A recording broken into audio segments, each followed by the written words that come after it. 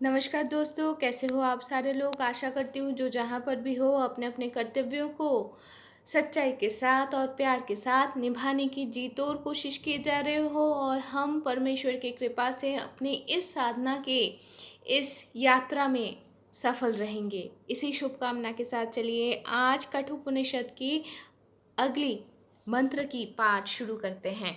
हम कठोपनिषद पढ़ रहे हैं। उपनिषद अखंड संस्करण हरफ प्रकाशनी से प्रकाशित इस किताब से। इस किताब की अनुवाद और संपादना किए हैं अतुल चंद्र सेन, सीतानाथ ततभूषण और महेश चंद्र घोष महाशय। तो चलिए दोस्तों, कठोपनिषद के पाठ शुरू करते हैं। हम जानते हैं किसी भी उपनिषद पाठ से पहले हमें अपने मन को स्थिर करने की ज़रूरत है, और इसीलिए चलिए शुरू करते हैं शांति पाठ से। ओम सह नबधतु सह नौ भुनक्तु सह वीर्यं कराववहै तेजस्वी नावधीतमस्तु मा विद्विषावहै। आचार्य और शिष्य हमें उभय को ही ब्रह्म तुल्य भाव से रक्षा करें। ब्रह्म हमारे उभय को ही विद्या फल तुल्य भाव से भोग करवाए।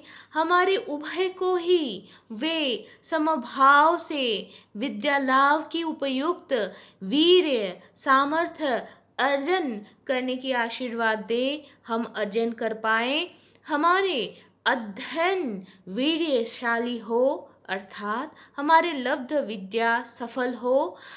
हम एक दूसरे को विद्वेष ना करें।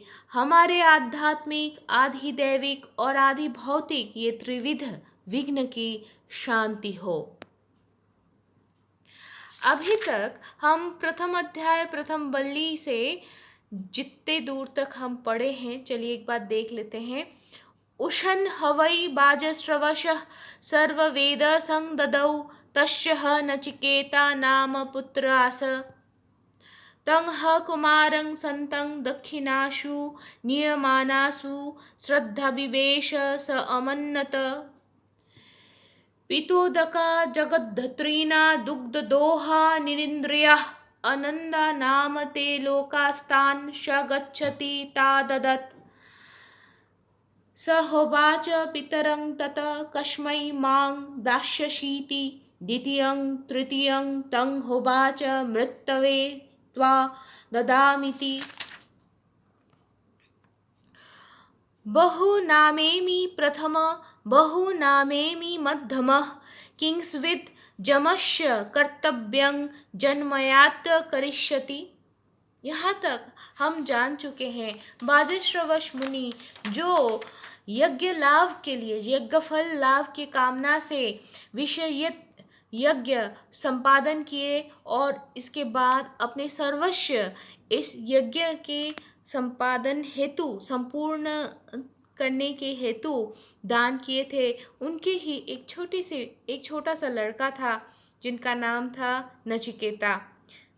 यज्ञ संपादन के बाद ऋत्विक और सदस्यगण को दक्षिणा देने के उद्देश्य से जो सारे गाय वो लाए थे, उनको देख के साधु चित्त कुमार नचिकेता के हृदय में श्रद्धा का उद्भाव हुआ, और वो श्रद्धावशत अपने मन ही मन में ये सोचने लगा कि ये जो सारे गायों को लाया गया है दान के रूप में देने के लिए, इनको देख के तो लग रहा है कि ये लोग जो पानी पीना था पूरे इस जीवन के लिए वो सारे पानी पी चुके हैं। जितना घास खाना था उतना वो खा चुके हैं। इस जन्म के लिए जितना दूध देना था सबको उतना दूध दे चुके हैं, और इंद्रिय शक्तिहीन ये सारे गाय ऐसे हैं कि इनसे और कोई भी संतान उत्पादन नहीं होगी, ऐसा हालत है।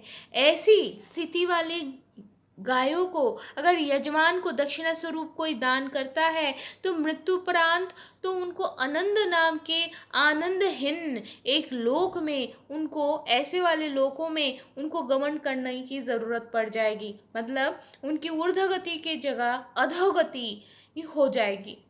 ये सोच के नचिकेता अपने पिता के पास गए और जाके उनको कहने लगे, बाबा पिताजी पिताजी, आप मुझे कौन से ऋत्विक को दान करेंगे? ऐसे बारंबार बोलने से, पूछने से पिता क्रुद्ध हो उठे और पुत्र को बोले, तुम्हें मैं यम को दान किया। तो नचिकेता ये सोचे कि पिता के उत्तम शिष्यों और पुत्रों के बीच में, मतलब अगर मैं ऐसा भी सोचूं, पुत्र और शिष्योचित जो आचरण करने की ज़रूरत है, उस हिसाब से मैं अगर प्रथम, अच्छा चलो प्रथम ना भी हुए तो मैं मध्यम वर्गीय हूँ, लेकिन कभी भी अधम नहीं हूँ, तब भी यम का ऐसा कौन सा काम आ पड़ा, ऐसा कौन सा काम शेष है कि इसीलिए पिताजी मुझे यम को दान किए ताकि मैं वो काम संपादन कर पाऊँ। तो ये सोच लेकर यहाँ तक हम पढ़े थे, फिर क्या हुआ चलिए देखते हैं। अनुपश्य यथा पूर्वे प्रतिपश्य तथा परे, शस्यमीव मर्तः पच्यते शस्यमीवा जायते पुनः। अर्थात मन ही मन ऐसे सारे चिंता करने के बाद नचिकेता पिता को बोले, आप अपने पूर्व पुरुष कैसे आचरण किए हैं वो चिंता कीजिए, वो एक बार सोचिए, और फिर वर्तमान काल में जो सारे साधु सज्जन हैं वो कैसे आचरण करते हैं वो भी एक बार विचारिए, और विचारने के बाद उनके आचरण अनुसार ही आप अपना कर्तव्य स्थिर कीजिए, क्योंकि मननशील इंसान शस्य के न्याय ही मरते हैं और फिर से शस्य के न्याय ही फिर से उत्पन्न होते हैं।